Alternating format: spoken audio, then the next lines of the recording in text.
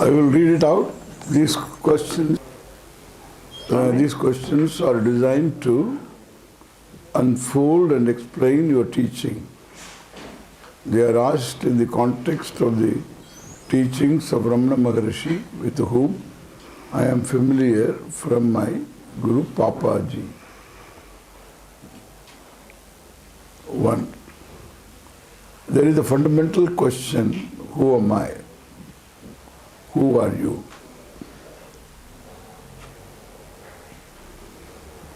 Many Western seekers come to India looking for enlightenment as if it is an experience.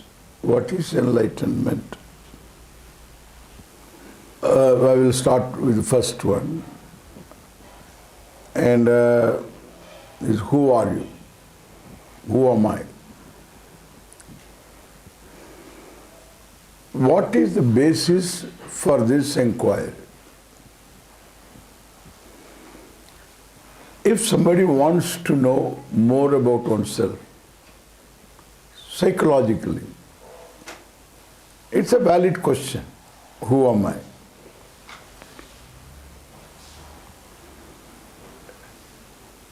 Because one has a certain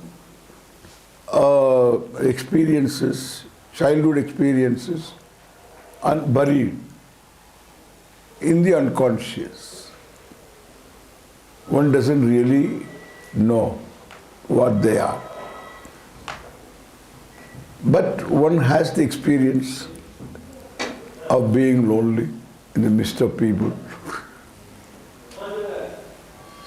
One is prone to anger, prone to varieties of emotions for which there are no real external situations. The same situation can be met with objectively. Why? There is anger, certain fear, over which you have no control. If I am asked to clap, I can clap. I can clap this way. I need not clap. The freedom is with me. The action is based upon my will. I do, I need not do, I can do it differently. So that's will-based. Suppose one is asked to be angry. I ask you to be angry. You can't be. Doesn't mean that you don't get anger. You get anger, but not consciously. So that means there is a cause for anger which lies in the unconscious. And therefore, if one wants to know about oneself more, then one can undergo psychoanalysis. Then having found out some problem being there, then one can undergo psychotherapy. What is this question, who am I? More than that, it presupposes that there is one I that we don't know. Therefore, this is called, we call it as Purushartha Nishchaya. What is it that you want? You analyze. That analysis is called Viveka.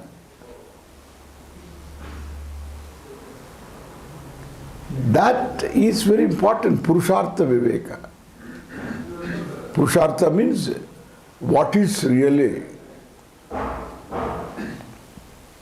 sought after by people. Everybody is a seeker. Who is not a seeker? Somebody wants money, somebody wants power, somebody wants money and power. And everybody wants different forms of pleasure, simple sensory pleasure, aesthetic pleasure. Who doesn't want? So everybody wants. So all forms of pleasure, satisfaction. If somebody wants to buy another corporation, already this fellow heads a corporation. It's not for money. It's an ego satisfaction. The fellow has got money for generations.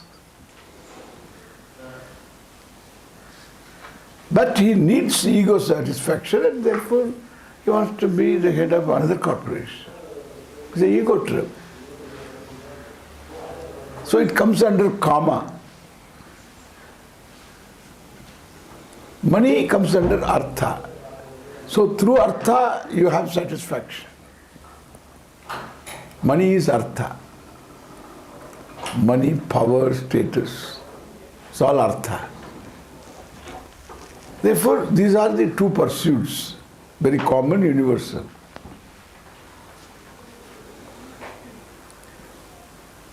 In our culture, we include one more value, one more end, that is Dharma.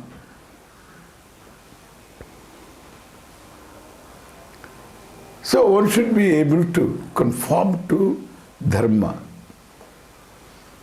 What will not hurt another person, do it. What you expect of others,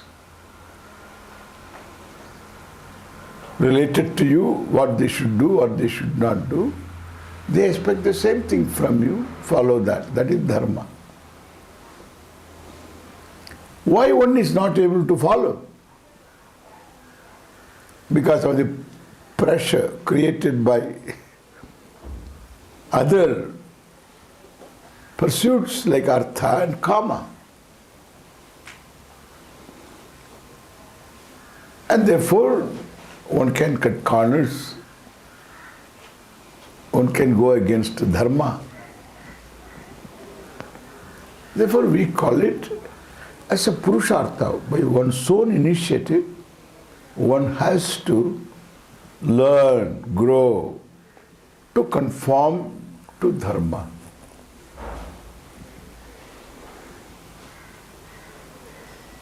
These are all Purusharthas. Purushartha means human ends. The ends that we need to accomplish, we want to accomplish. All right. Can it change the status of being a seeker? That's where the inquiry begins. That question, can it change my status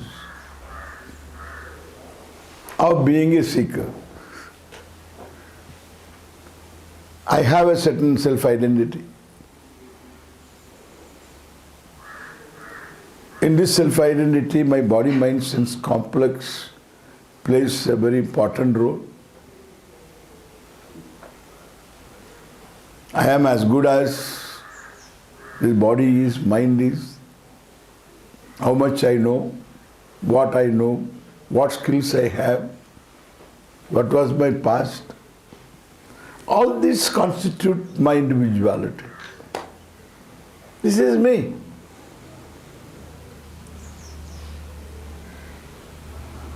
But this me is, any which way you look at, is limited, wanting, insignificant, in fact insignificant. See, it all depends upon the scheme in which you look at yourself. If it is a small scheme, you become very big.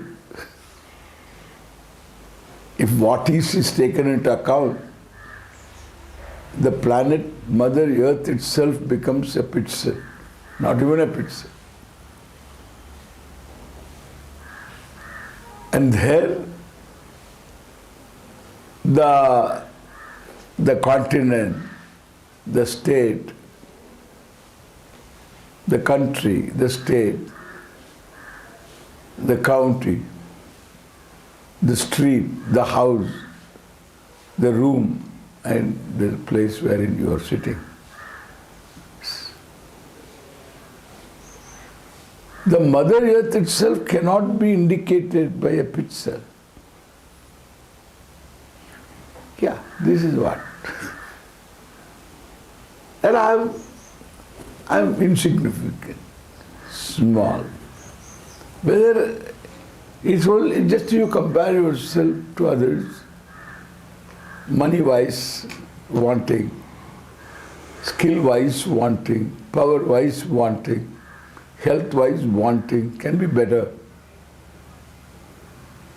Then there are other complexes, human being. Self-conscious, self-judging. Therefore, there are other complexes. Therefore, height complex, there is that. There is a lot of the color complex. Then there are other complexes, features. Someone doesn't like his nose, her nose. Eyebrows.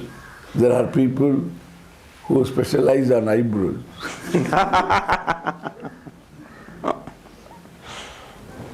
Yeah, others eyebrows. So there's eyebrow complex. It's all complexes. This is a human being.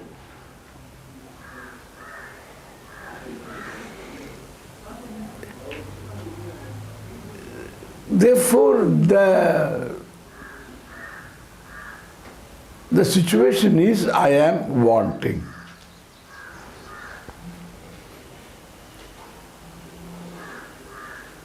Then the experience is that in spite of my being a wanting person, all through lifetime, all our desires are not fulfilled. And therefore, there is no chance of taking myself to be a successful person. Because desires unfulfilled are more than desires fulfilled. Even you are a person who is globally aware. You want the people to be different. You want the governments to be different. You want the political leadership to be more enlightened. The religious leadership to be more enlightened. All these are desires, unfulfilled desires. And some of them cannot be fulfilled.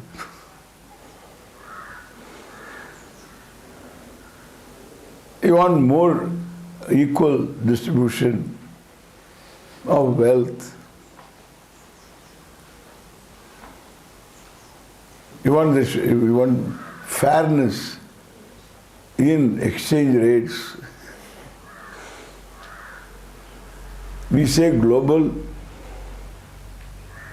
but the currency is not global. There is no parity. The earning power and the buying power should be taken into account in fixing up the exchange rate. If we want to have many currencies.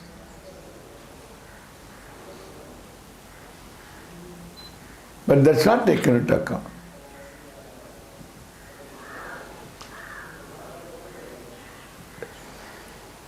So what you can buy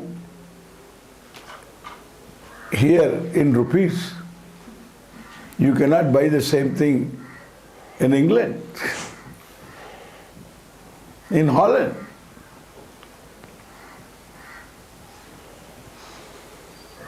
What you cannot buy by your currency there, a given thing, that for the same currency you can buy here. So, there is no parity. So you want everything to be different. If you are aware of what's going on, the more you are aware, more desires are there. There are many spheres of desires. Therefore, I am dissatisfied person. Therefore, self cannot be accepted. This is me. And I can't accept myself. When I can't accept myself, the whole life is a seeking of accepting myself.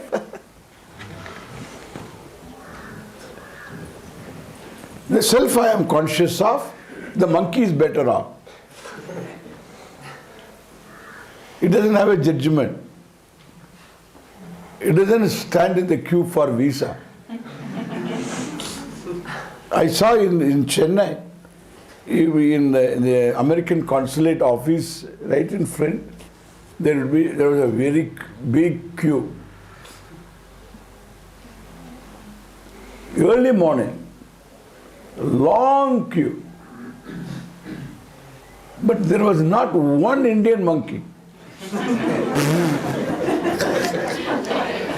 They are happy being in India, correct?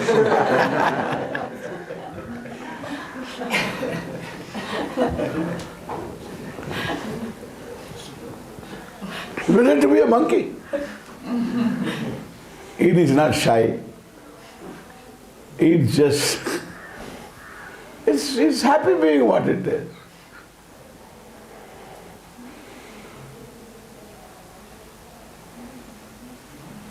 What is this evolution nonsense?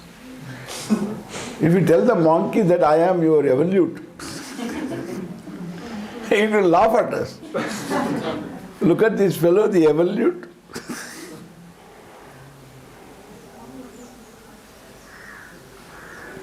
Therefore, what I say, when you are conscious of yourself, which the monkeys fortunately don't have.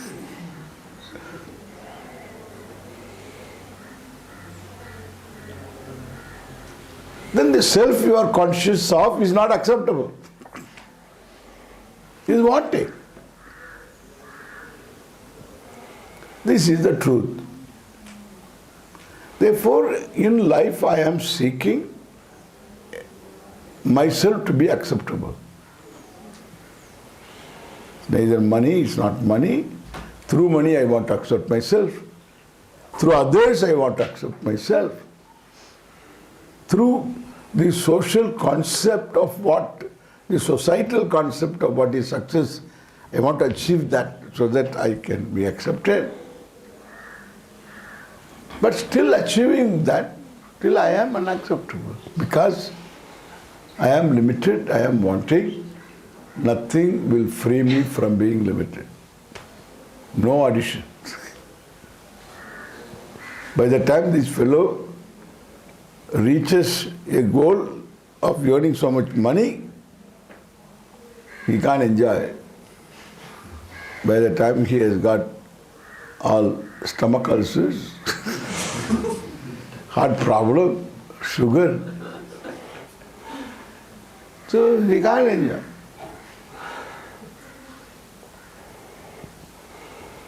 Wanting.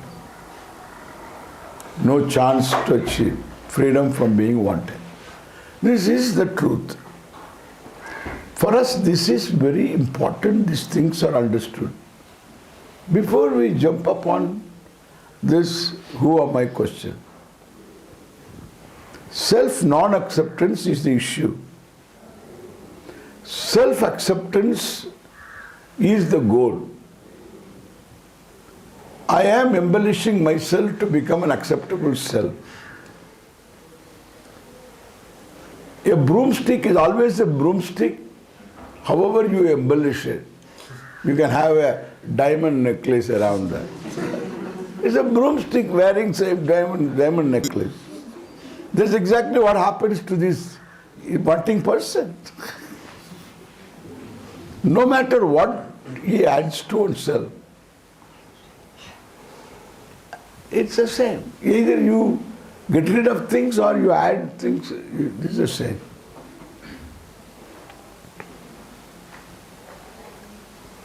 Therefore, there is no such thing as freedom. So what we are seeking is freedom from, not who am I. That's a wrong approach. What I am seeking is freedom from being small. Moksha.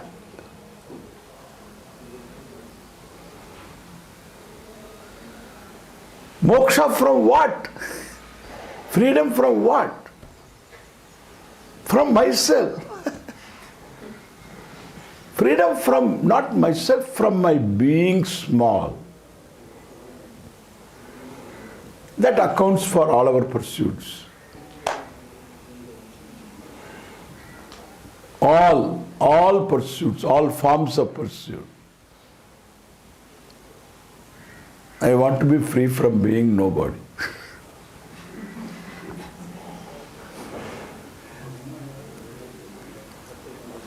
Therefore, everybody wants to be somebody. If nothing can be accomplished, so one dyes one's hair. That's all one can do.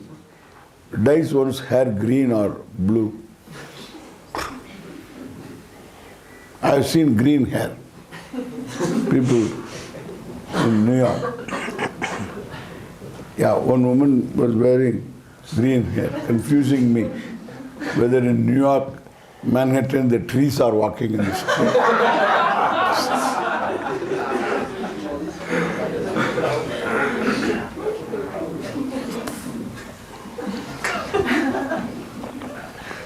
So, if that kind of freedom I'm seeking, this is called Purushartha Nischaya. I want freedom from being a seeker.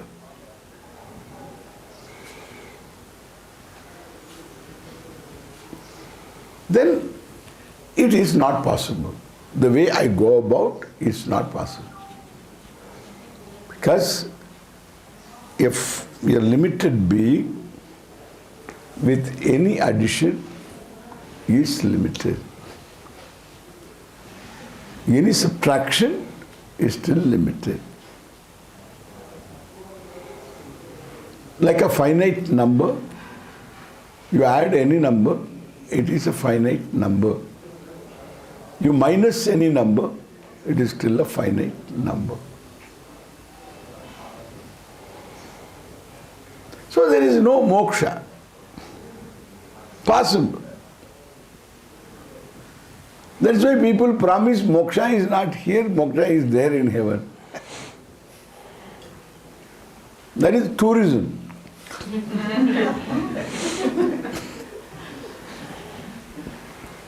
It's a pure tourism promotion. So you come here, then you go there, you will enjoy. Again you will be the individual then. If you are not an individual, you are not going anywhere.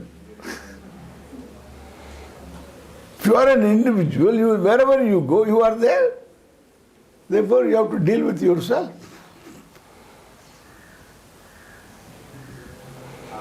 The smallness will not go. Therefore, there is no moksha. There is no moksha. And all right, there is no moksha. Can I accept myself now? People say, what cannot be cured should be endured. You can, You have to endure yourself. And we have to endure you. Both.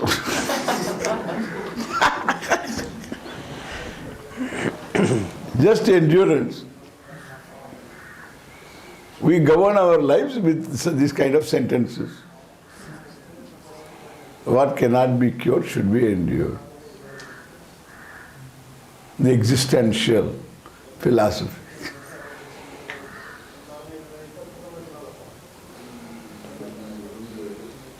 Make hay when the sun shines. Grab as much as you can.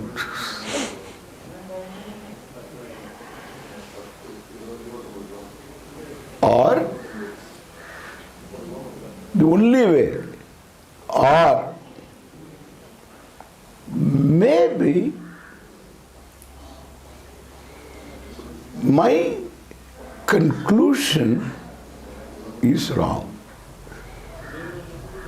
Conclusion about myself that I am a wanting person is wrong.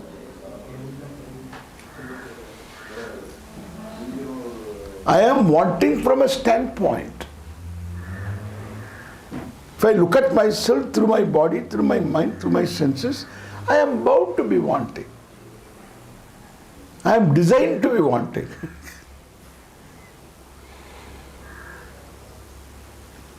But the body doesn't have an I sense. The mind doesn't have an I sense. Senses don't have an I sense. The judgment is centered on me, on I. So the source of the problem is I. The solution of the problem is I. If I am not acceptable to myself, I have to see myself acceptable. How, unless I am acceptable, I cannot accept myself? If I am wanting, I cannot accept myself. So the only solution out is maybe I am not wanting.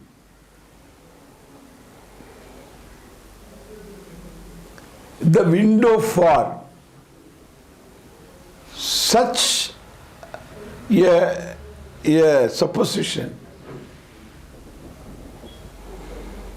is my own experience of my being not wanting occasionally. I live in the same world, with the same people, the same body, mind, senses. Still, occasionally I become at home with the world, with myself. I'm happy. I pick up a moment of happiness, looking at the stars, looking at the trees, looking at the birds, looking at the mountains, listening to music, or enjoying something, whatever. I feel I am okay. So in spite of my having all the unfulfilled desires embedded in that very personality, that is me, with all angularities,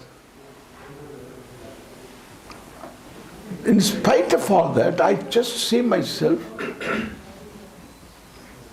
in a light that is the most desirable experience. So you have the experience of being different, desirably different.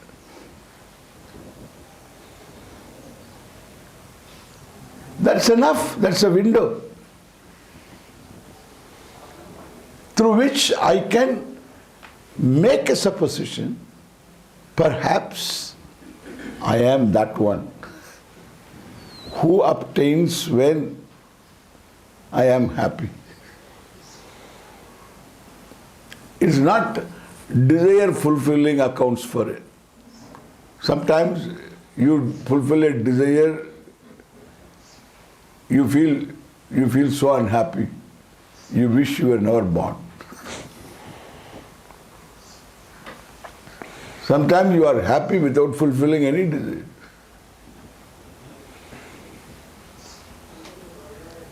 You don't require to fulfill a desire.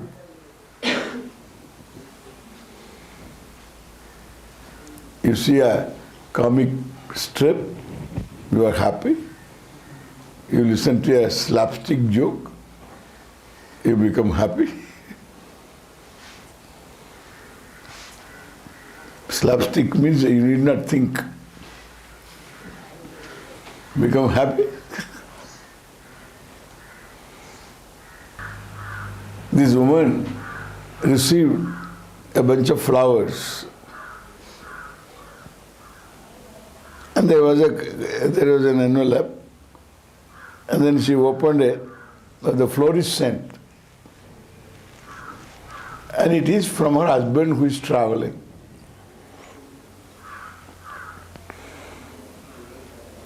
And she wanted to see the message. The message was no. What is no? The message was no.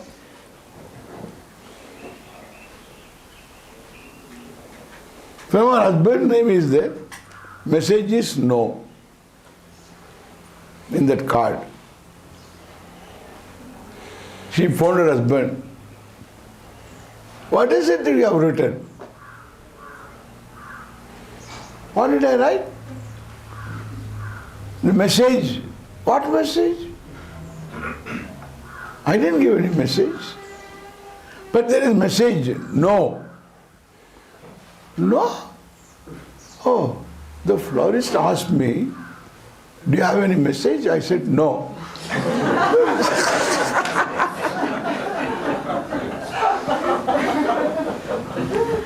Yeah, that is the message. Is there a message? He said, no. Well, no. No is the message. You laughed. At least some of you laughed. Some of you require a little more perhaps to make you laugh. And I have all of them. It's easy to make anybody laugh. But then, what has happened? If you laugh, did you fulfill all your desires? A credit card is paid off. All the loan that is there on your house is all mortgage is paid off. What? All the problems are solved? No, nothing is solved. Then you can be happy. It's a great a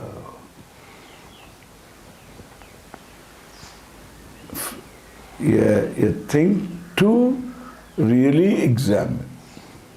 It's an experience to be examined. An experience is as good as what you know about it. Experience is dumb like a stone. It doesn't reveal anything. Just experience. You have to know what it is all about. I was traveling with somebody in this Indian Airlines from Chennai to Delhi. I was going to Rishikesh. I was in the corner seat. In the middle seat there was a huge fellow. He couldn't fit in. And he has to remove the handrest. Then only he could fit in. And there was a third guy also. Packed. I am pushed to the corner. Little more push, I will be out. So this is that kind of a situation. And this guy, after a few minutes, picks up a conversation with me. And I learn he's from Australia. He has got an address. He wants to meet a Swami. So where is that? No, I'm going to Rishikesh to meet a Swami. And then he gives me an address, pulls out a piece of paper and gives me the address. Do you know this Swami? Then I read. What is written? Swami Dayananda. Purani Jadi. Rishikesh. This is my address. It is my address. No, he doesn't know. I am Swami Dayananda. He is experiencing me. He is talking to me. He is sitting on me.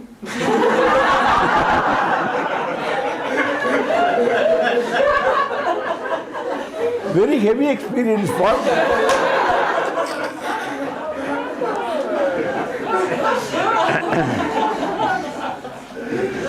Dumb experience. Experience is dumb. Our whole samsara is experience. We are all experience hunters.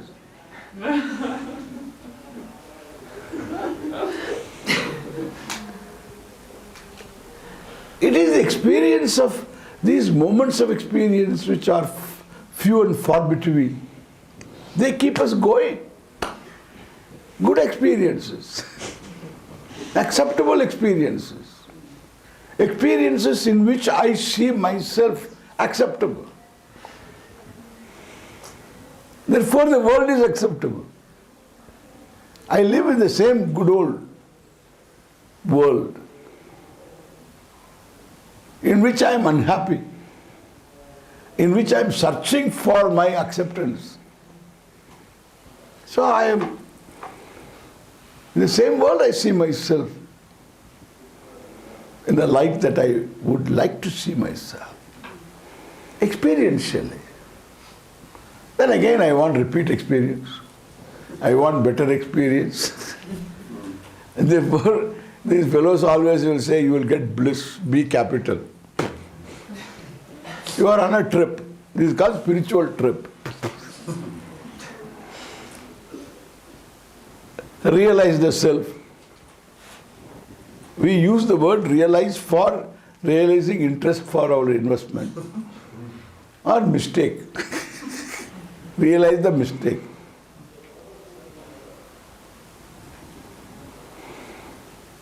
People use words, abuse words. Put the people on trip to gain the experience of bliss.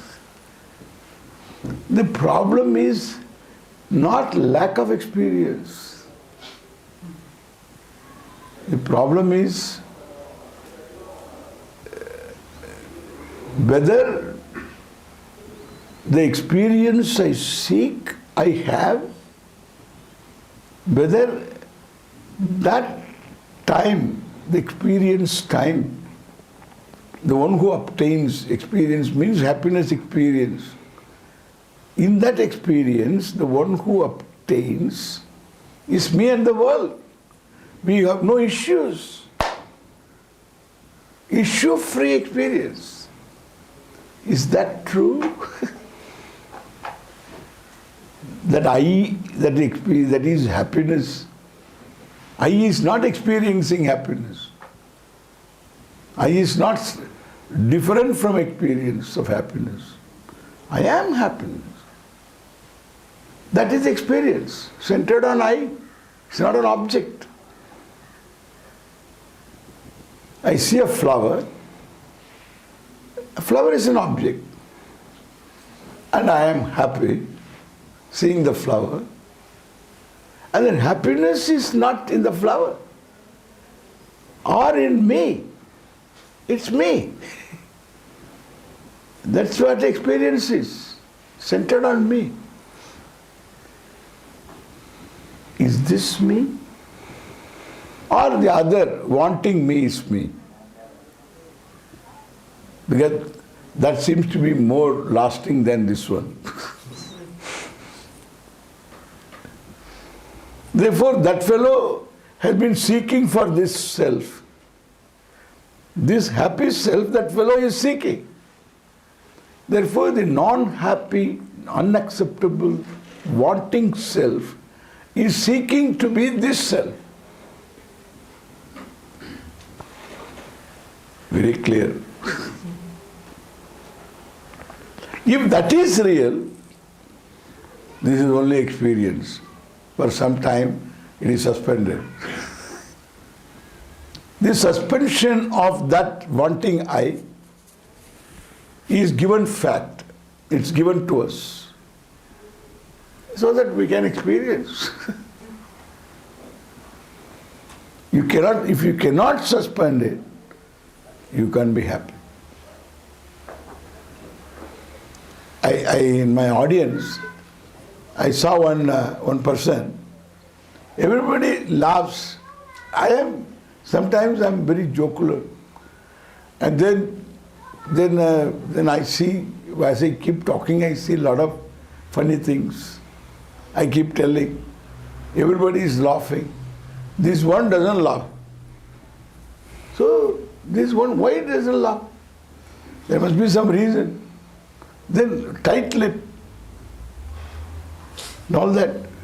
Laughter is inside, but nothing comes out. Therefore, there is a dental complex. It's definite. Then I thought that I should crack this person. Then I crack a slapstick, and then she laughs. Then afterwards she closes it. Because she committed a mistake. Because she doesn't accept the alignment of the teeth. It's a dental complex. She doesn't accept. Nobody is going to notice if she is not self-aware, self-conscious. And therefore, then afterwards, that means you can't be happy. See that truth. You can't be happy being one who is not acceptable to you. Dentally not acceptable. Correct? But when she forgets that complex, because it is an entertained notion, therefore it can be suspended and crack the person.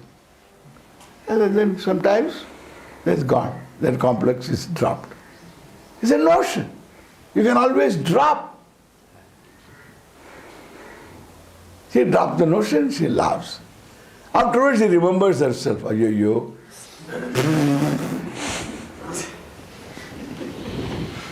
Then she is self-conscious. This is our self-consciousness, okay? Our self-consciousness is meant for complexes. In fact, these complexes drive us to the solution. Maybe there is a solution. That is why you cannot stop seeking. There is a solution. Why? Because if I am a wanting person, intrinsically, then there is that sense of want can never be given up, because what is intrinsic property to an object cannot be negated, cannot be suspended at any time as long as the object is there. Like fire is hot, and you cannot remove the heat and then still have fire. Not possible. Because it is intrinsic.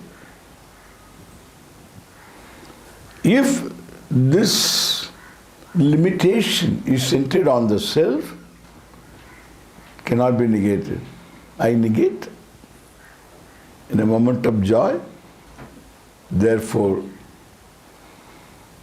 maybe that is what I am. That is why nobody complains that the person is happy. Nobody comes to me complaining, Swamiji, I don't know what to do. I am too happy these days. Nobody tells me. How will he complain? Swamiji, hey, how will he complain? Even complaining must be there should be a method and there is a certain demeanor. Why only complain?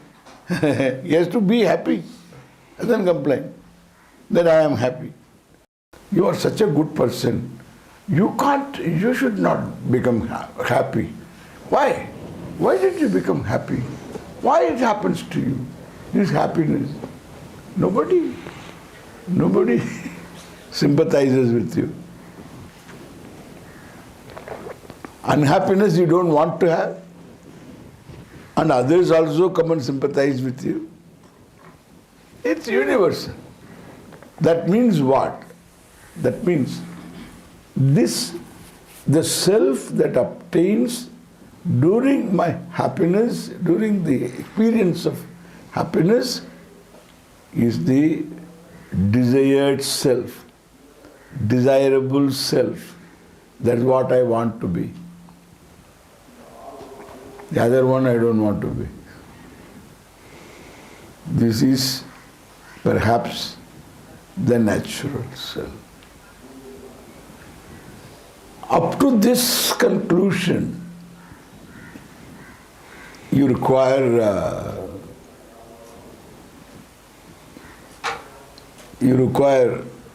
your own thinking, or you can get somebody's help in this kind of thinking, but this is born of thinking.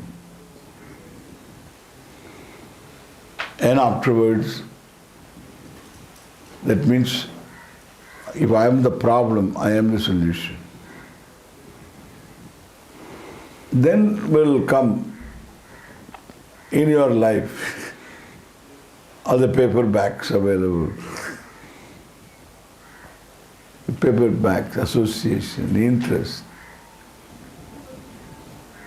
So then perhaps this is what I am. I should know who I am. You understand now? So who I am is not my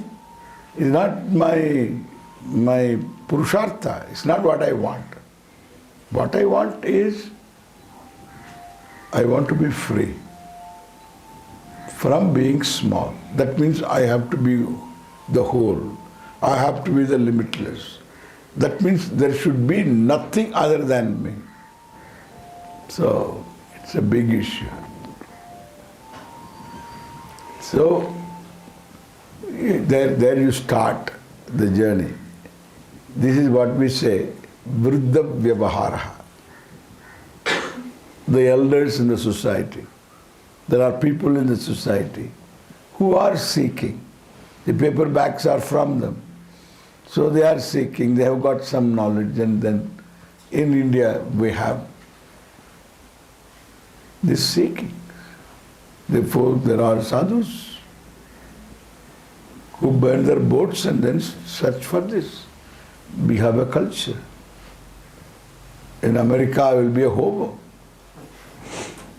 Hobo. You have heard about hobo? No? Hobo means you have no job, you have no bank balance, you have no family, and just you travel in freight trucks, freight trains without ticket. Like kind of hippie. He's called hobo.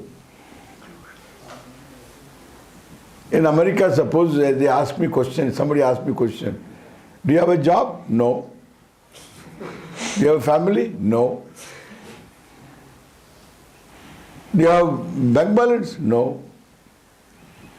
Have some inheritance or something? No. Oh, you are a hobo. Yes.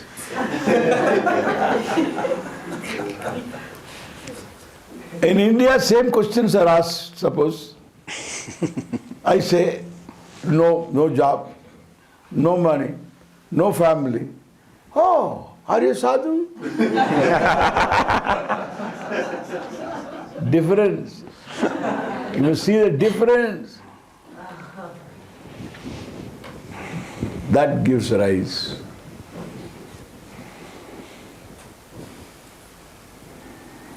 to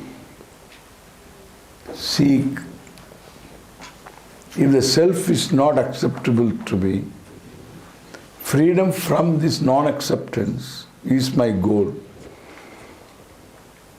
Perhaps that is possible only if the self is free from being limited. There is a knowledge available. That is what we say Vedanta, the teaching, the Upanishad. It tells me I am the whole. Therefore, self-inquiry. Then, see how much I have to cover. I told you I don't have snap answers. That's okay. We have lots of time. No problem. Yeah. No, I have limited time, but I think we've got to question 2 now. many Western seekers come to India looking for enlightenment as if it is an experience. What is enlightenment? Is it very clear what I have told now? We don't seek experience.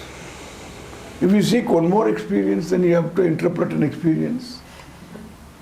An experience is as good as you interpret it, how well you interpret it. It has to be understood. You can have the experience. We don't lack experience. See, one thing I'm telling you. See, I am seeing you, you are seeing me. This is one unit experience. In this unit experience, there is subject, there is object. This subject-object is opposed to each other. This is duality. And this is going to be there all the time.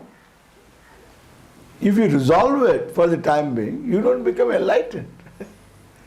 You can resolve subject-object, in sleep it happens. In a moment, so it can be resolved. There is no subject-object. That's all. The head is empty. Empty head is not enlightened head. It is a lightened head. Okay? It is an empty head. Then what is enlightened? This subject-object is true because there is one which is the subject, which is also the object. That is enlightenment. That is knowledge. How that is possible? Because the subject is the knower. And the knower has got an object. That's all he can know. So what he can objectify, he knows. If the subject and the object are both one and the same, the person doesn't have a means of knowing, needs another means of knowing.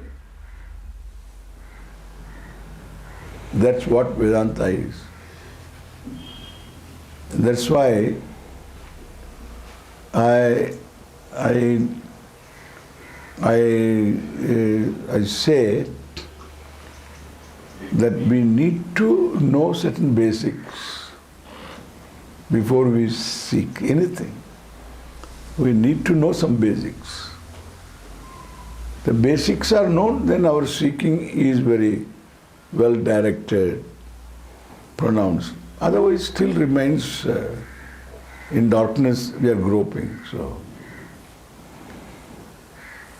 So we will look into this again. Are there any qualifications for enlightenment? Is practice necessary? If yes, what form do you advise?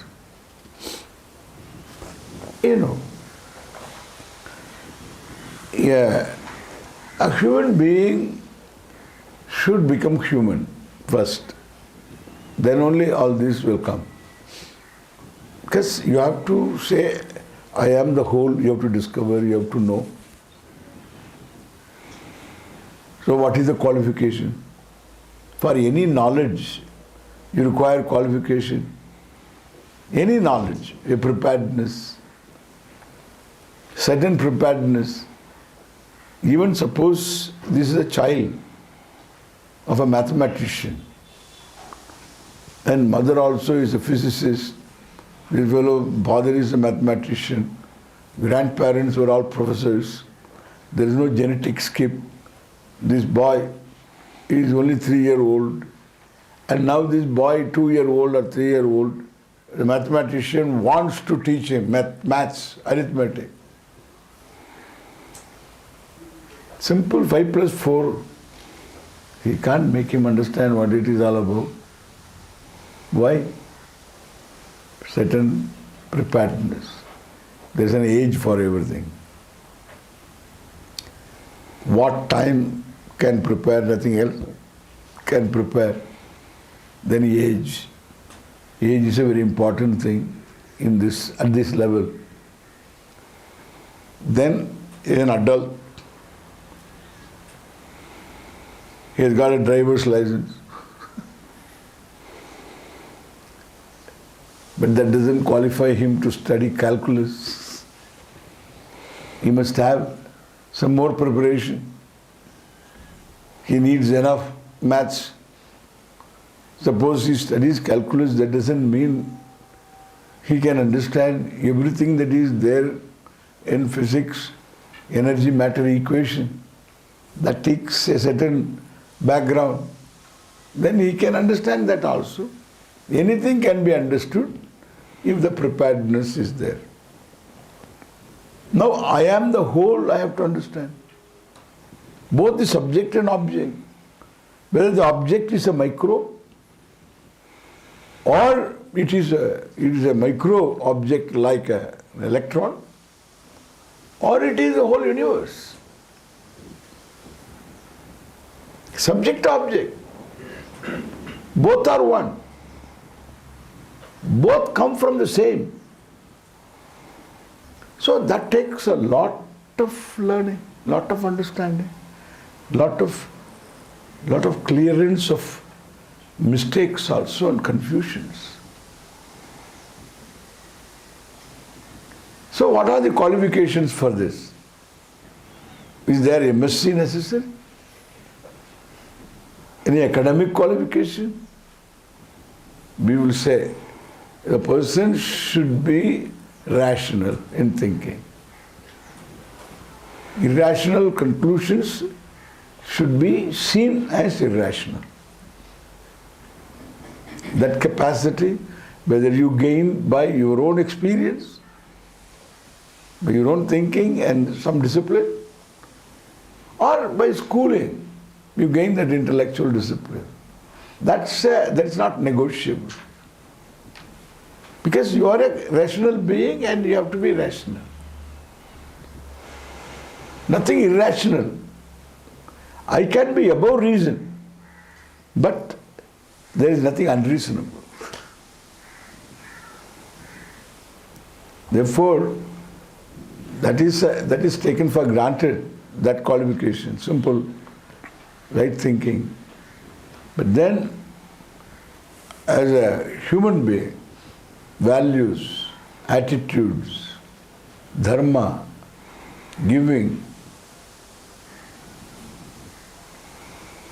and freedom from greed, freedom from insecurity, freedom from being judgmental. These are all qualifications. Compassion. These are the qualifications required. That we say Viveka, Vairagya, Shama, Dhamma, Uparati, Titiksha, Shraddha, Samadhanam, Mumukshutvam, Amanitvam, Adambitvam, Ahimsa, Kshantihi, Arjavam, Acharya Upasanam, like this. We have a list of qualifications. All of them talk about one word. So you grow into a human being. Means humaneness, consideration for others, no hurting others, compassion, giving, sharing, friendliness, being not judgmental, objective, dispassion, no exaggerated value, priority confusion is not there. So this is all qualification. It's all said in so many words. Practice is involved because sometimes to be like that you have to fake it and make it. See, if compassion is not there, you can't be compassionate. Even though compassion is not there, you can act compassionately. Love is not there, you can act lovingly. Act it out. So faking and making. You act it out as though you have love. Love will come. One fellow hated somebody. Jealous and hated. And he didn't want to have this hatred. I told him, give this fellow daily one rose. Tell him that one Swami told me that I should do this because I hate you. Tell the truth, I hate you. And the day you got promotion, I hated you more. And then I don't want this hatred. And I want to get rid of this hatred. Therefore, when I talked to Swami, Swami said, please give him a flower. Don't mistake me. And you please receive a flower for 48 days. That's a number. 48 days is a number for any particular vow. 48 days. Give daily morning you go. First you give him this way. Oh, this Swami asked me to give this and so on. So you look at this way and give him. Then next day you will go look. Angle changes. Next day. And afterwards begin smiling. Change. Huh? Fake it and make it. Act it out. It's practice. That's how you practice compassion, practice friendship, cultivate friendship, cultivate love, act lovingly. Caring. Caring comes by acting caringly.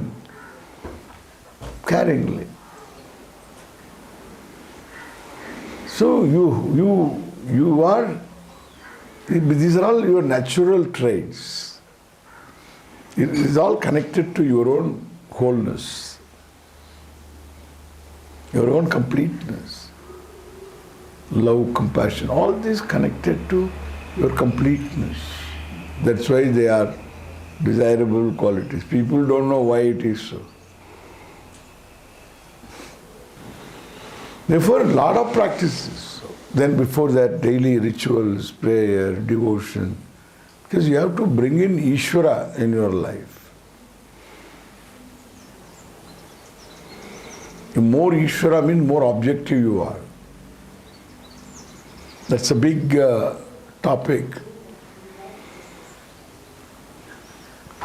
And these are all preparation. The pursuit of knowledge goes along with this.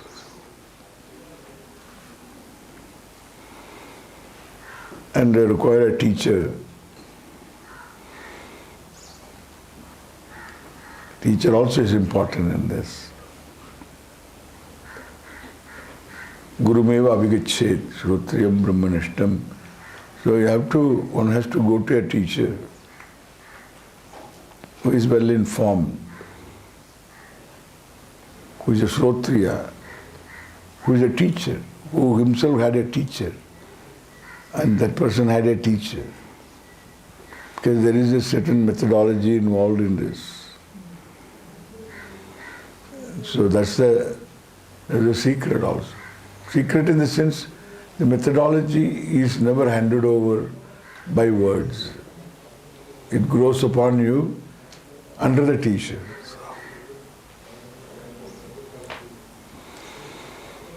It's like Indian music also. Can never be taught writing. You can't write it out. It has to grow upon you over a period of time. The teacher teaches, but the style, the whole nuances, and all this grow upon me. Teaching methodology is very important in this, because it is already you. So the methodology is very important. Question 6 is very interesting for me, about Monanasa and the mind. World is to be destroyed. Mind is to be destroyed. Anything to be destroyed is real. Unless the world is real, you don't need to destroy. If it is real, you cannot destroy. What is real cannot be destroyed. What cannot be destroyed is real. What is real cannot be destroyed. If you destroy it, then there will be something left over. Why? Because nothing is totally destroyed. There is no question of total destruction of anything. Matter cannot be destroyed. Energy cannot be destroyed. That is all what world is. So what we can destroy? Therefore, to say that the world is to be destroyed is not totally right, but there may be some meaning in when somebody says, so we are supposed to know. Somebody says he means something. We have to understand what is that meaning. That's what I say. So there is no literal destruction. The world is, if it is real, it cannot be destroyed. If it is not real, it need not be destroyed. Right. Understand that? Yeah. Now, you say, this is a shirt. Let us read with the shirt. This is a shirt. And the shirt thinks that I am a shirt. Suppose the shirt has a human mind, self-conscious, self-judging, and it says, I am a shirt.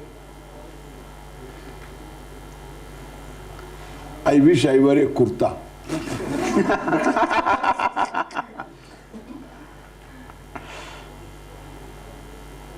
Then I say, you have to realize the self. To the shirt. And the shirt says how to realize the self. The self is told, you must destroy your mind.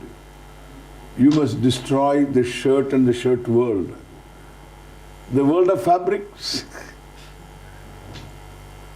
Then you will realize. What will you realize? The shirt, it cannot be dismissed as non-existent. It cannot be said also it is existent. Why? Because the shirt is fabric. You can't imagine a shirt without thinking of fabric.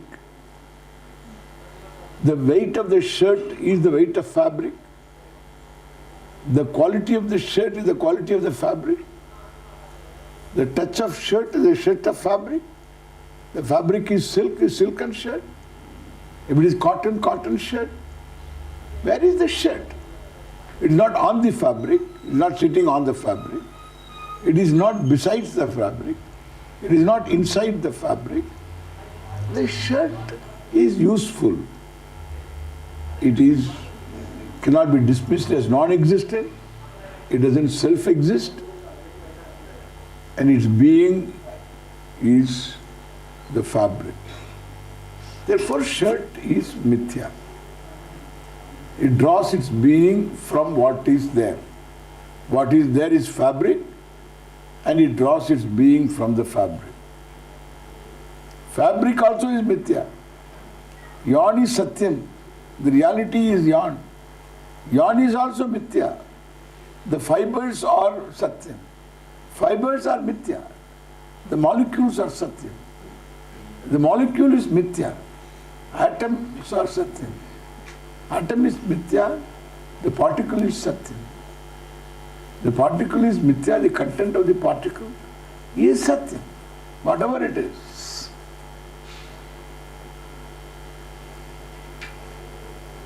Therefore, shirt is just Mithya. And therefore the shirt need not dismiss, destroy the shirt to realize that I am the fabric.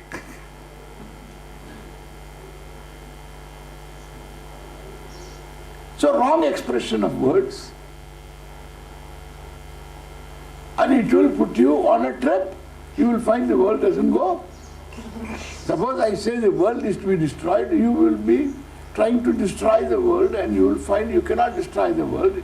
And mind should go. Mind should, why should it go? The mind doesn't stay, it has no staying power. Mind is thoughts. If it is thoughts, a thought doesn't stay more than a moment. It's wonderful because the mind is great because it doesn't stay. You can see motion because the mind doesn't stay. Suppose the mind, the thought moves slowly. Suppose you see my hand moving, you will see my hand coming like this. Like in some animations. In India, someone made these animations of Ramayana. Rama goes to the forest.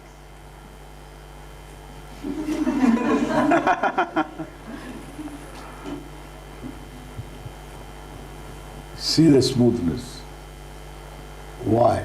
Because the mind is momentary. What is to? Why should you destroy it? It destroys itself.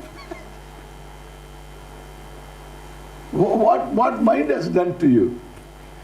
The mind has nothing to do with the problem. The problem is centered on I. Mind is not I. Mind is I. In fact, I am not the mind. Everything is I. I am free from everything. This is the truth. In this is the truth to be recognized as such. Therefore, this Mano-Nasha and the Drishya-Nasha is I. It's a particular prakriya, it's a methodology of turning the person towards oneself, towards himself. It's a bit loud for the recording. And Wanda.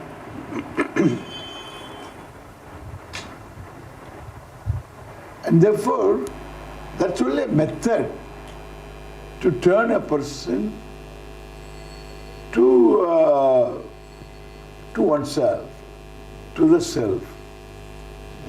Turn one's attention to the self. So you withdraw from drishya, from the world.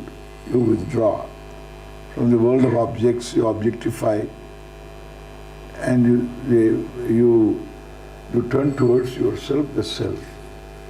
So some kind of a prakriya, some kind of a method.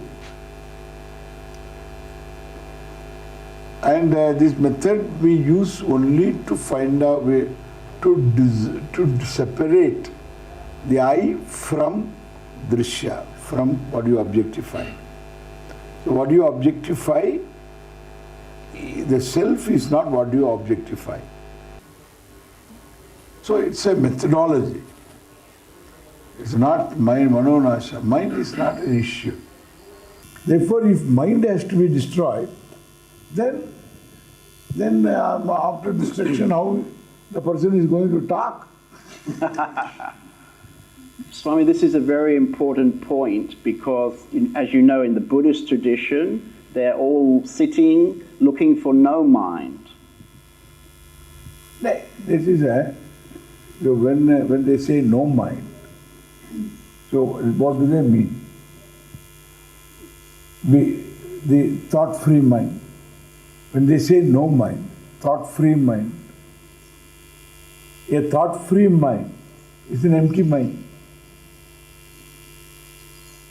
Not a destroyed mind. Yeah, not destroyed mind. If it is destroyed mind, you can't have a thought afterwards. They are working for a no thought means they are finished. Whole life is gone. Because there will be thought always. Only in sleep there is no thought. No particular thought. In dream there is thought.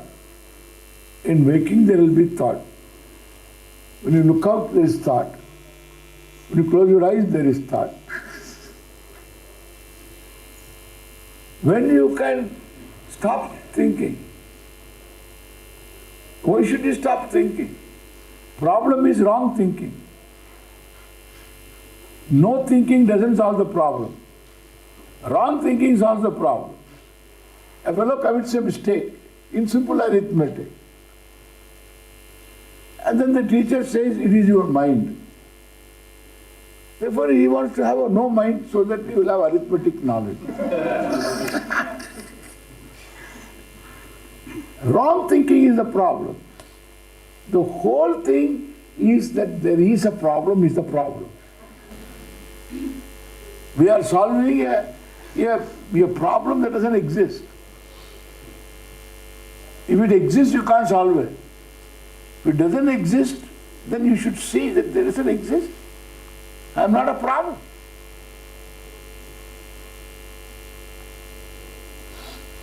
So it's entirely a different approach. You require a means of knowledge. You don't have a means of knowledge. It has to come from outside. It is an epistemological problem. That is why this Neo-Vedanta, this modern spirituality is all moving in circles. They are, I would say they are innocent. You would say what? Sorry? Innocent. Innocent. They don't know what they are about. Too innocent. Become big people, that's all.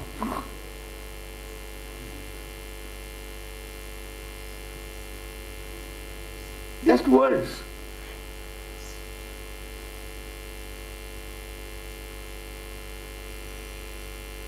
What does it mean? So you are lost in the ocean of bliss. Who is lost?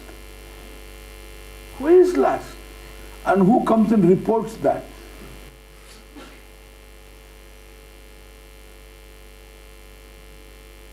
They give examples.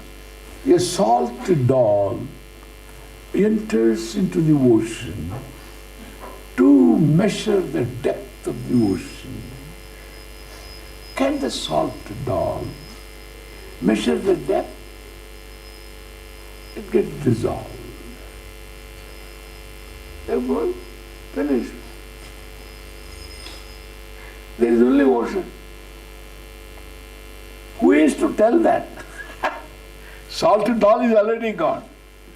Who is to tell? This kind of examples are very arresting the attention of people. Fascinating. Doesn't contain any grain of truth.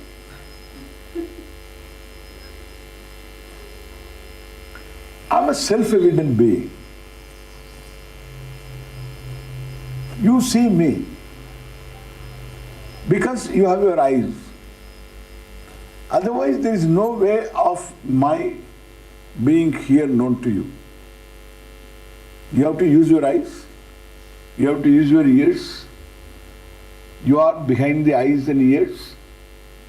The mind and you. You are behind the eyes and ears. And your eyes and ears are the means of knowing. Therefore, Swami is. Anything is arrived at like that. And then what do you see? Whether it is the Swami Dayananda, it has to be verified. Because there is one look-alike. He is not Dayananda, he is Ishwarananda. Some people mistake me for Ishwarananda, some people mistake him for Dayananda. We meet now and then exchange our namaskars. He gets salutations, my salutations he gets, his salutations I get. I tell him I have got 7 of them.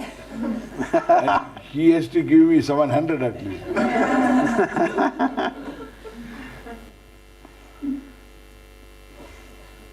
We settle account. Get mistaken. Therefore, you have to, this is called valid means of knowledge. So you have to employ your means of knowledge to know anything that is or is not also. Is not also has to be known to you. That is why there is no emptiness. Emptiness is known to you. There is no emptiness. They have to spend all their lifetime. They can't even be free. That is why if you ask this meditator, Buddhist meditator, you ask him. So somebody says, I love you. I love you. Because he should not move. I love you. Tension. So much tension. That kind of love is so tension. Tension-filled love. I love you. I love you too.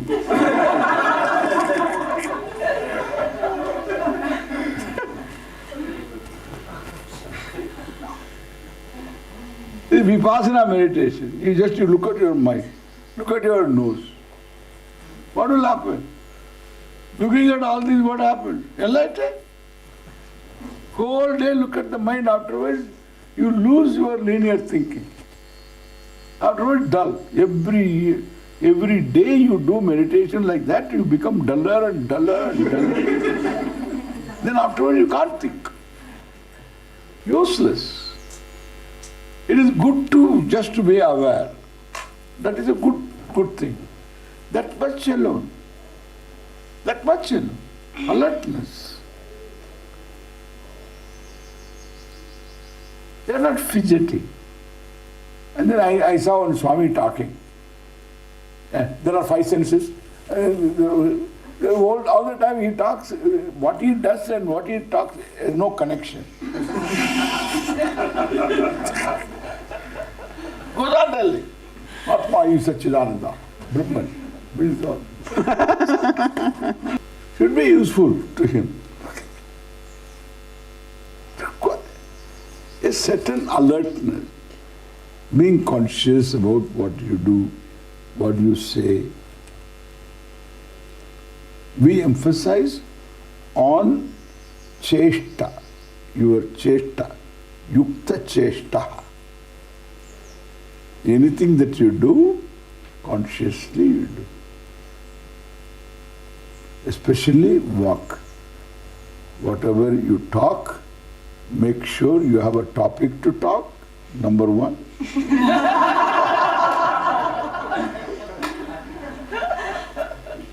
Number 2, the person who you talk to, is he willing to listen to you?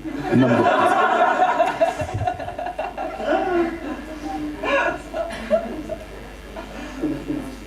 Thirdly, you and your pressure. Your pressure to talk something. That is third. You come third. That is how Sanskrit is. Prathama Purushaha. The translation is first person. But Prathama Purusha is third person. The topic. The topic is Prathama Purusha. In English, third person is third person is in Sanskrit Prathama Purusha. English third person, in Sanskrit first person. Prathamaha, first. Purushaha, person. First person. In Sanskrit, translation of Prathama Purusha is first person, and that is third person. Topic. Topic is number one. Then Madhyama Purusha, the one whom you are talking to. Between the topic and you, this fellow is caught. The Madhyama Purusha. Please see whether this person is interested in your talking. Yeah. When he asks you, how do you do? Don't start from your first marriage onward. So this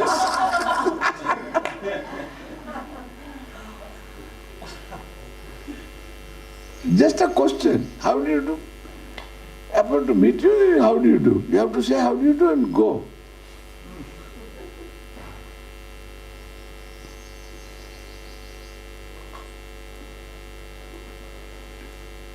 That is second consideration.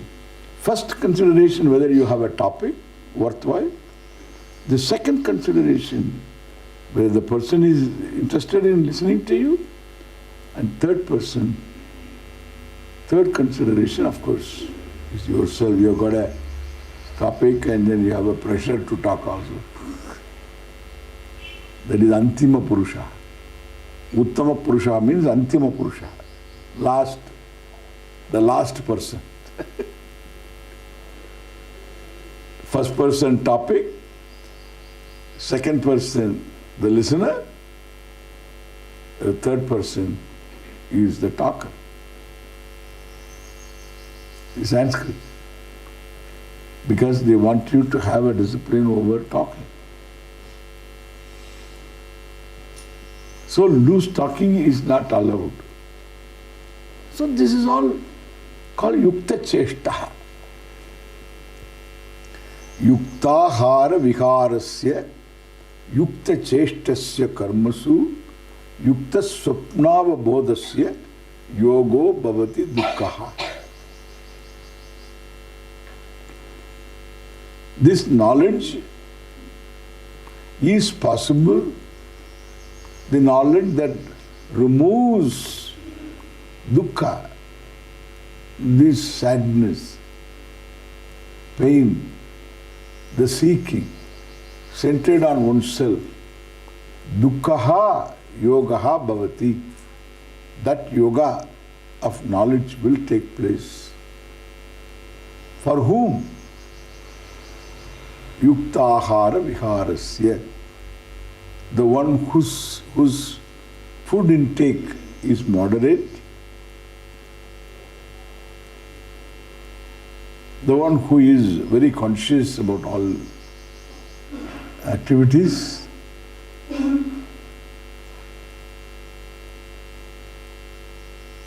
and yukta cheshta, and who doesn't waste.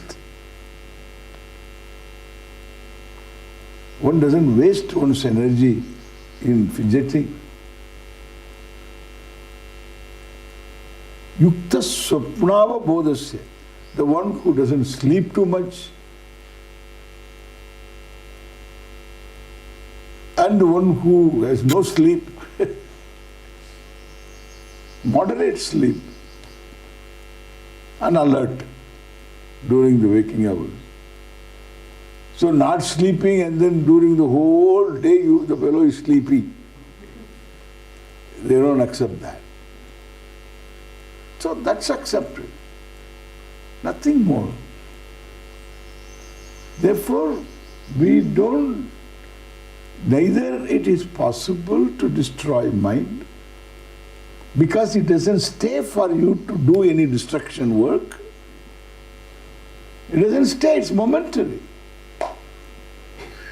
Which they say. This will say that Kshanika Vijnanam. If it is momentary, then why do you want to control that? Who will control? The controller also Kshanikam. He is also momentary. Therefore, the whole thing is wrong thinking. You are self-evident. You exist, that is why you can arrive at my existence. If your existence is to be arrived at, then to whom it becomes evident? The existence of the self becomes evident to whom? Everything becomes evident to the self. The self is self-existence. Existence of the self is evident to the self. That is what is called self-evident. Now, we are removing from the self-evident self all wrong notions. That is called self-knowledge. And recognize what it is also. First negate what it is not, then recognize what it is. The negation itself, that will be arrived at. Because the negation is total. Therefore, we will, any part of the self which is available for objectification is not the self. Any part of the self that is available for objectification is not the self. It is not self. That is the first stage. The second stage is not self, is self. Whereas the self is, of course, not self, is not self. That is why there is a not self. The not self is self, the self is not self. In other words, a thought is myself, I am not the thought. The I thought as well as this thought. Vrittayastvaham vrityamashritaha vrittayo mano vidyaham manaha ahamayam kuto bhavati chinvataha ayipatatyaham nija vicharanam. This is all Ramana. Vrittayastvaham vrityamashritaha vrittayo mano vidyaham manaha ahamayam kuto bhavati chinvataha ayipatatyaham nija vicharanam ahaminasha bhajyakamahantaya spurati hritsvayam paramapurnasat idamaham pada bhikkyamanvaham ahamillina kepyalaya sattaya vigrahendriya. All his own verses. Vrittayastvaham vrittimashritaha. All thoughts form the mind. Vrittayaha. And they are centered on I thought. Because it's all my thoughts. Vrittayastvaham vrittimashrita. Aham vrittim, I thought. Ashritaha, centered on. Are thoughts. Therefore, the real mind is aham vritti. This is his thesis. This is a thesis. Therefore, all thoughts are centered on I thought. If thoughts are mind, and if the thoughts are based upon I thought, then I thought is the mind. And then when you inquire into the I thought, the thought goes away, only vastu is there. Ahamayam kuto bhavati chinvataha ayipatatyaham nija vicharanam. This is self-inquiry. When you begin to inquire what is this I, with the help of the teaching, that part of it we have to add there. Chinvataha is there. For a proper inquiring person, this ahankara, the ego, the inquirer himself resolves into the self-evident being, who is going to tell he is the whole, He is everything. He tells later.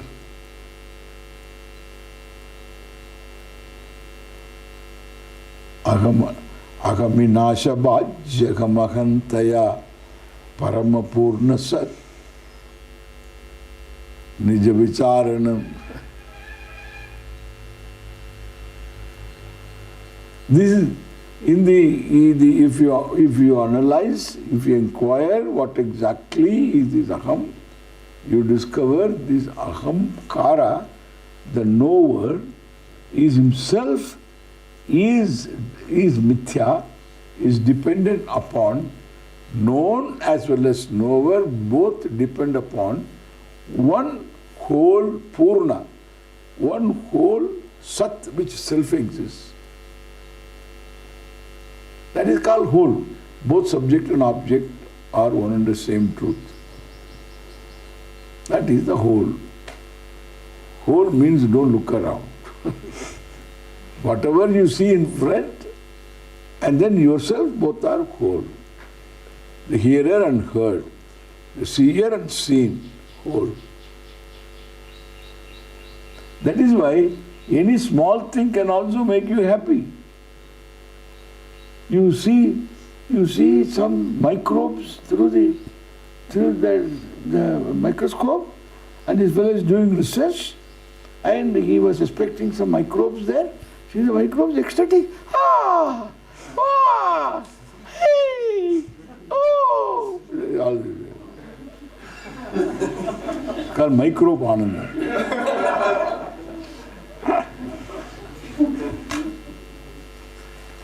And then he was looking at the sky and then I want to find out something. And then also it is the same. Ah! Ooh, and all that. Subject object, whole. Whether it is a micro or it is the cosmos, it's one reality, subject object. That's what he says. In that very place where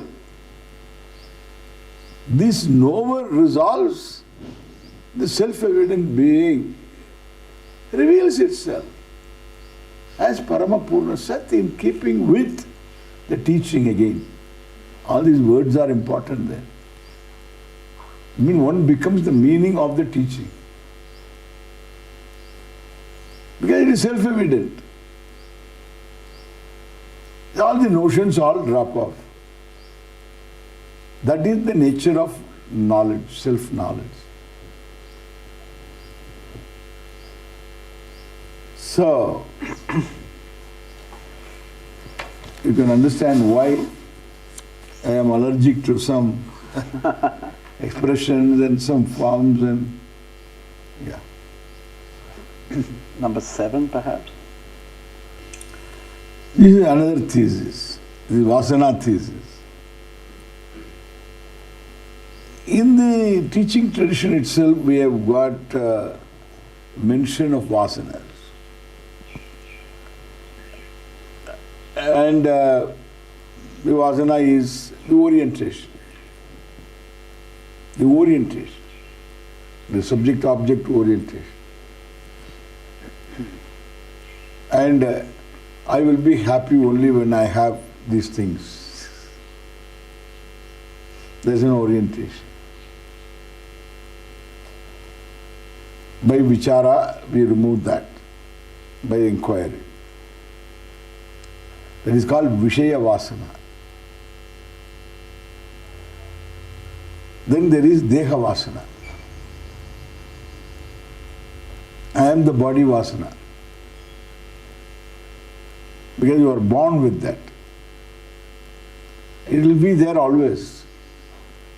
Body I am not the body, that has to be cultivated.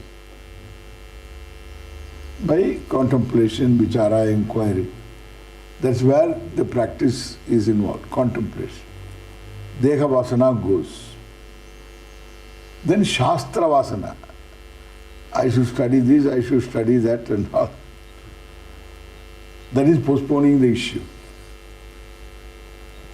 And these are the 3 vasanas we talk about. Any other vasana they talk about, that is all wrong. Our problem is mistake, not vasana. Self-centered mistake. It's a correction of error. What is it we are working for, we have to know. That is why Vedanta, traditional Vedanta is different from all these new approaches. Traditional Vedanta is absolutely cognitive. Because you are the whole. You will never become the whole. You don't lack experience of the whole. Whatever you experience is the whole. There is no such thing, wholeness will appear. There is no popping up whole. If one has a traditional teacher, the Upanishad says, Acharyavan Purusho Veda. The one who has got a traditional teacher knows what it is all about. It's 100% sure. Huh? Acharyavan Purusha Veda. Veda means knows. And therefore, the question of permanent and all that doesn't come. Because it's you. Not subject to time. You didn't gain anything. You only dropped the notions. It's already you. If it is a gain, it can be lost. Only some of these vasanas are talked about only for a person in the process who is learning, who is preparing himself, so gain the knowledge proper.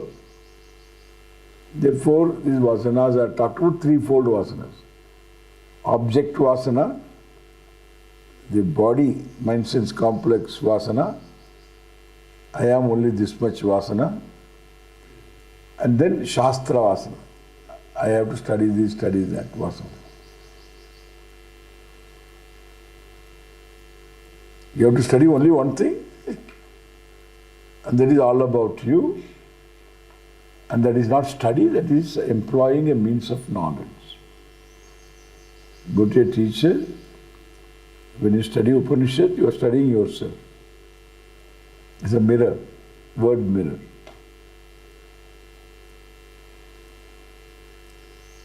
So that person, one who doesn't have any more wrong notion, is called Jivan Mukta. Living is free. So living implies body, mind, sense, complex. That means thinking, hunger, thirst, normal life. Yeah.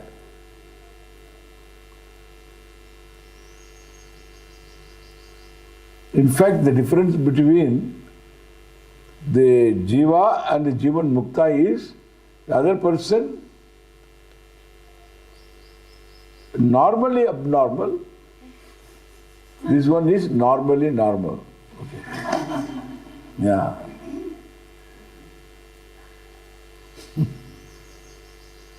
That is the only difference. Normally abnormal means everybody else is confused, therefore he is okay.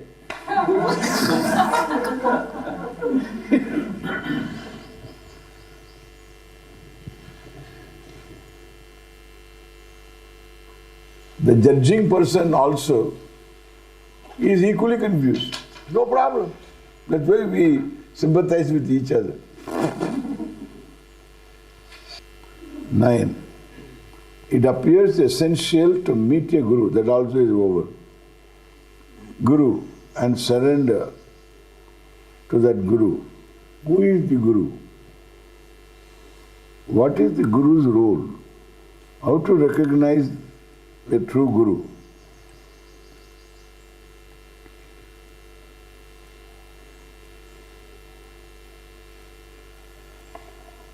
This is what I just now I am telling. Guru is the teacher. Tat Mahavakya Upadesha Karta Guruhu. The one who teaches the Mahavakya, the equation, you are you are the whole, you are Ishvara. That sentence raises contradiction because you are an individual, Ishvara is all knowing, you are small knowing. How I can be Ishvara? This contradiction is raised and then resolved.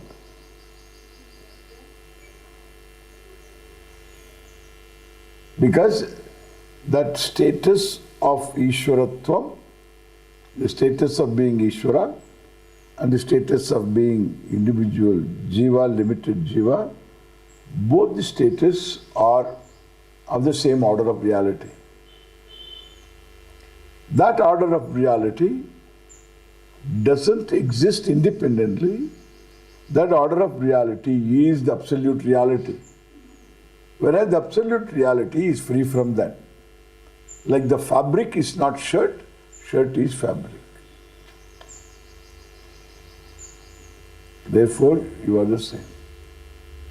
If I tell a wave, you are the ocean, the wave will ask, how can I be the ocean? Then I will say, you are born of ocean, sustained by ocean, you go back to ocean, you are never separate from the ocean. That is true. I am a part of the ocean, I cannot be the ocean. I am part of the ocean, I cannot be the ocean. Then, what is ocean? Let us try to find out ocean. Where is ocean? What is there is water, correct? Water, water, water everywhere. Then what is wave? Again, the top of the wave is water, middle of it is water, all of wave is water, there is only water. Therefore, that is the Atma of the wave, Atma of the ocean. It is only H2O. The wave has to know that. The wave cannot know because it doesn't have a self-evident self. And therefore it has no problem also. If it has a human mind, there will be self-evident self, it can know. Then it has to know, it will be immediately say, I am the self, which is self-revealing and reveals everything. I am the whole. So, the one who teaches this is the Guru. Ye Shrotriyam Brahmanishtam Gurumeva Vigacche. Go to a teacher who is very well informed, who has teachers. Upstarts don't go to. Leave them alone. Do namaskar to them and leave them alone. Don't learn from them. They can inspire you. If somebody says, I have not studied anywhere, you can say, yes, thank you. Never quote an exception. Always quote the rule. The exception is always there to every rule.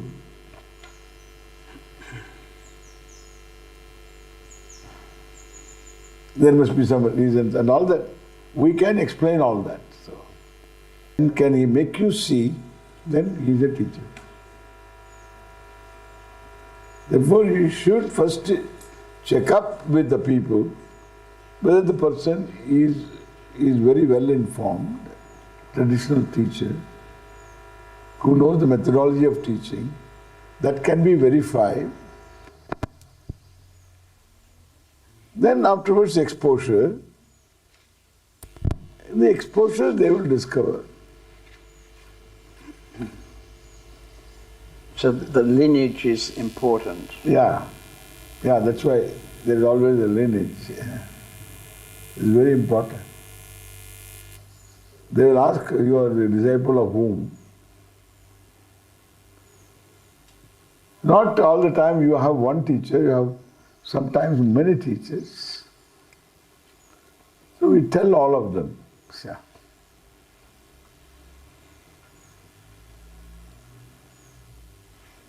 In my case, it was like that. So we trace all the sources of hell. At every stage, somebody is necessary. Somebody helps us. So we have different stages in this. Unless one gets the right teacher at the right time. So. Swami, does the teacher come when I'm ready, or do I look for the teacher when I'm ready? They say that. They say if you are ready, teacher will come. That's not correct. No.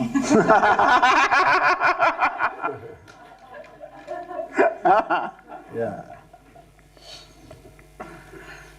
If you are ready, you will spot the right teacher. You won't get carried away. If one is half-baked, then he easily gets carried away. You go by the length of beard.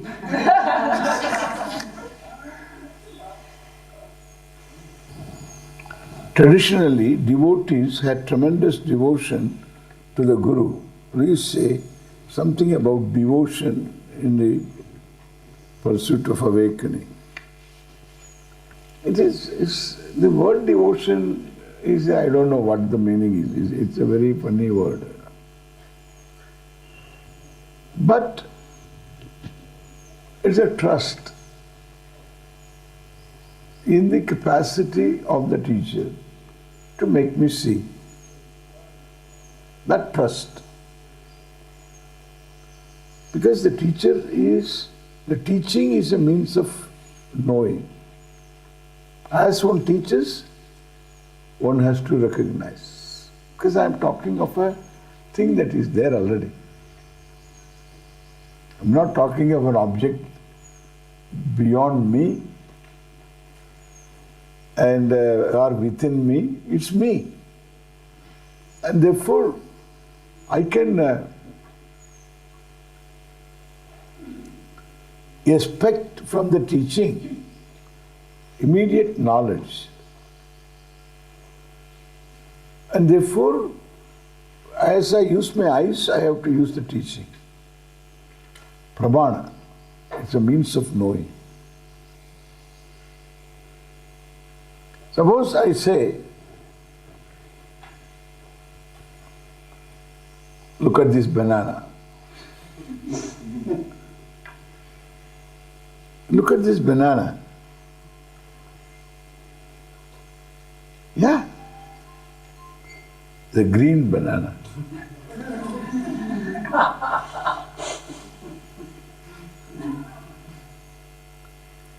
You will say, what has happened to Swami?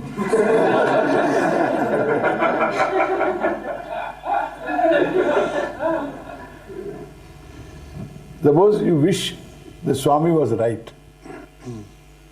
Because you want the Swami to be right. You have not come here to prove me wrong, I assume. You want the Swami to be right, but you can't oblige your own thinking. Because Swami is not right. Why? I have no choice. You have no choice. You don't will this to be banana or orange. It is orange. Your will has no place. There is knowing. Will doesn't play a role in knowing. Eyes are open, object is there in front, lighted properly, sight takes place. If it is orange, it is orange. If it is banana, it is banana. And suppose I say,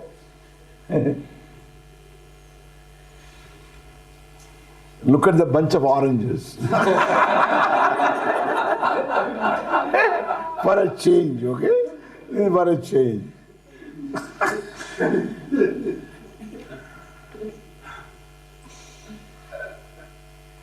What choice do you have? You don't have a choice. And therefore you surrender totally to your eyes, correct? Your surrender, your Atma, ego, Manaha, everything is just at the altar of your eyes. That's how knowledge takes place. The teacher is like that. While teaching takes place, there is no teacher or teaching, only teaching is there. Teacher goes, only the topic, and you see the topic. While teaching takes place, and the topic is you. This is what we say surrender. It's not authority. Surrender to an authority. That's a problem also.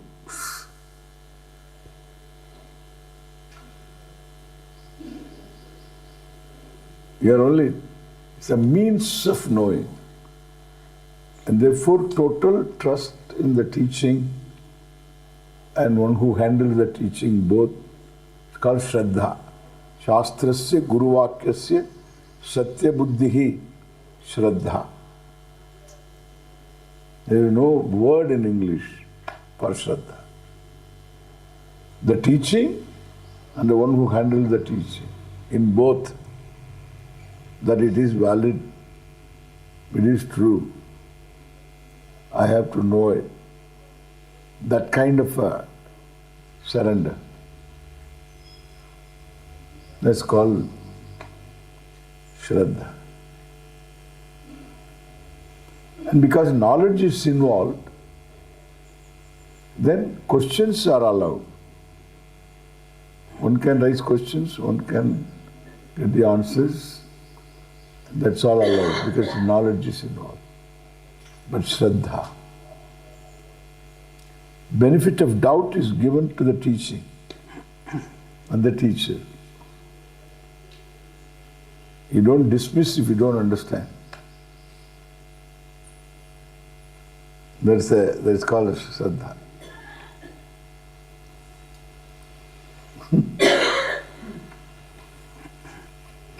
Seekers often have curious ideas about the enlightened state. Please describe your typical day and how you perceive the world.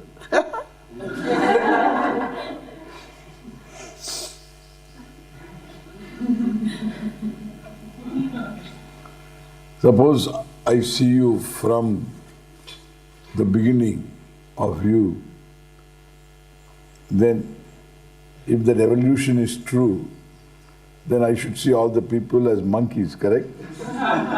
What is this? I just see you as you are. What is, you see. No projected values, no judgment, no projected values.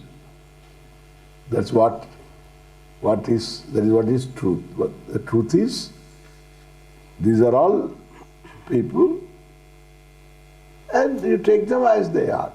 At this moment, no judgment, non-judgmental, and objective, totally objective. They have a certain reality, and the reality is evident, self-evident. Therefore, there is no real contention. There is only subject-object as though subject-object. It's all as though. In a three-dimensional film, you wear goggles and go and sit there. Three-dimensional movie. Have you seen that? It starts with a brawl in the bar. Somebody throws an orange and somebody throws the soda bottle. It comes directly to you.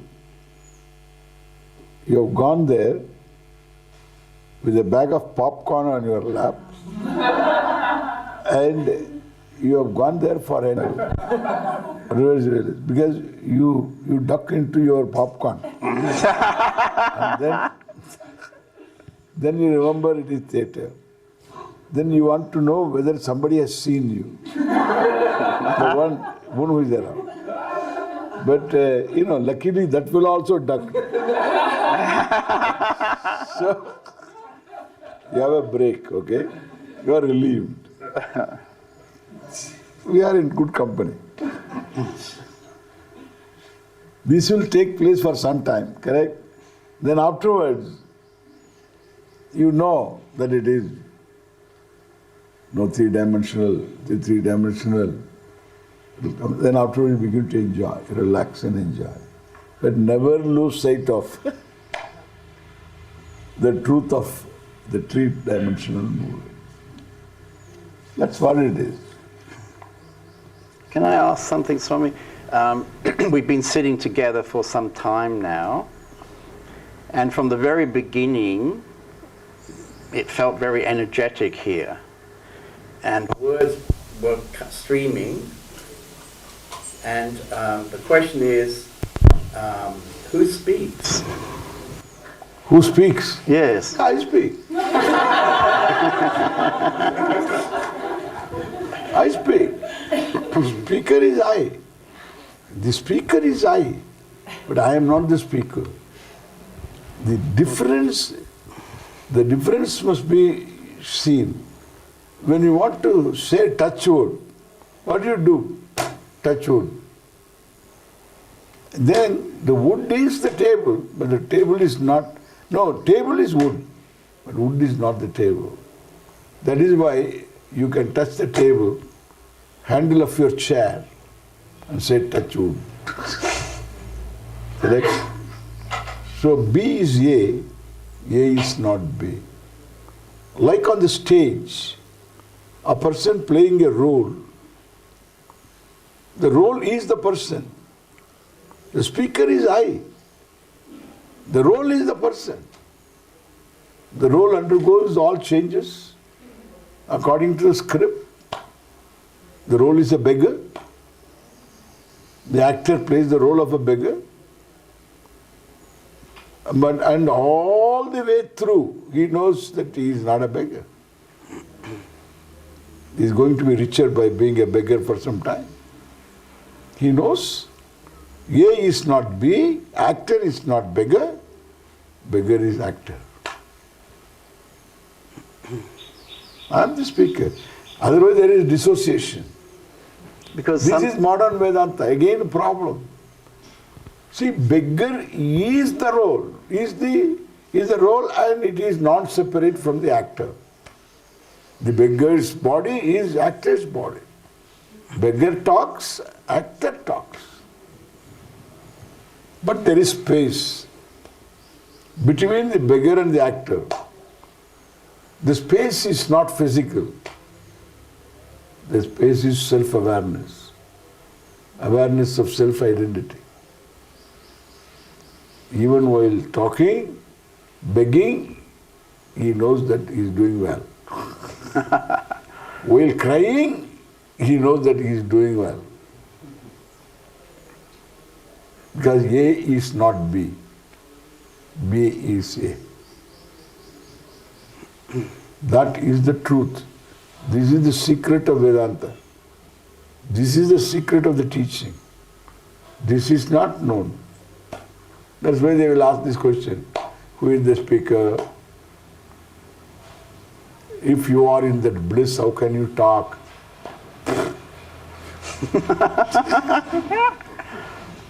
All bunker. All these are foolishness. Sometimes it's said that the enlightened sage is like a radio, that the words are coming from beyond. Directly. Yeah, that is true. That is true. Why not? The only topic. There is only topic. Yeah. You deal with the topic. Yeah. You can say that, but still there is language. Cannot come because there is language involved. There are anecdotes. All these come from his own individual knowledge, Buddhi comes from Buddhi. Only thing we can say that, you see, if one doesn't know oneself, then B is A is B. Therefore there will be agenda. Here there is no agenda. B is A is not B. That awareness makes the whole thing free. Yeah. Yeah, during this last Yeah. hours, it's like talking to nobody. Yeah. Nobody's talking. Yeah. Talking to nobody. That's not true. It's not true. I'm talking to you. I'm talking to all the people. Yeah, nobody talking means I will be in mental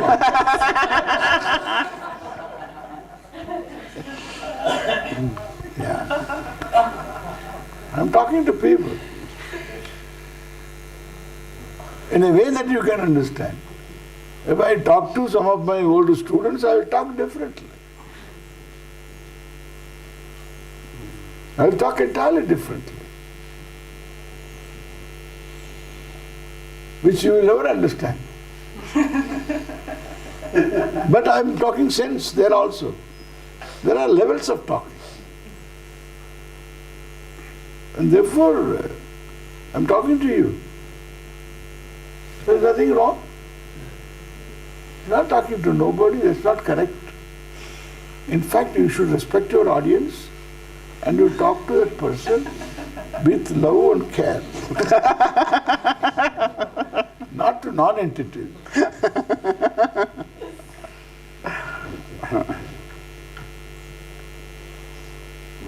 So, Only one question left now. you have given a profound discourse on awakening.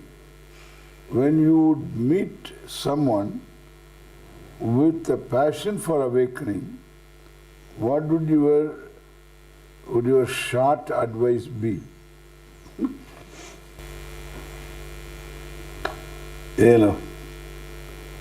This is all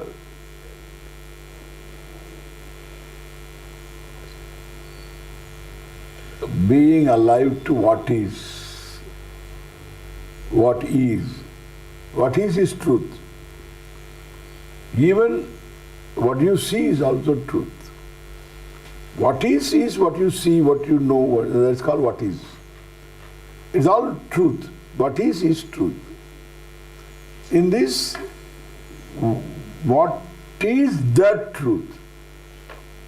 And what is it that draws its peculiar existence from the truth? So this is the whole awakening. So awakening is not anything special. It's not that sitting under a tree awakening takes place. Sitting under a tree awakening is, after some time you will get a drop on your head. And that is awakening. So then the best awakening is, enlightenment is, sitting under, don't sit under a tree. Because there are birds sitting above. Therefore you will have heavenly drops, which are not very good. So that is the enlightenment. Never sit under a tree.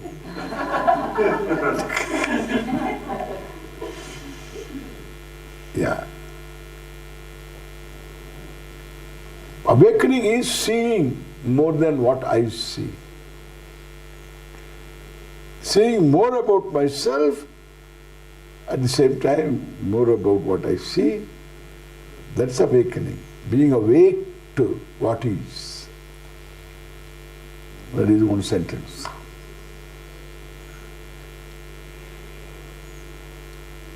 Have a good lunch. Thank you. Om Shanti Shanti Shanti.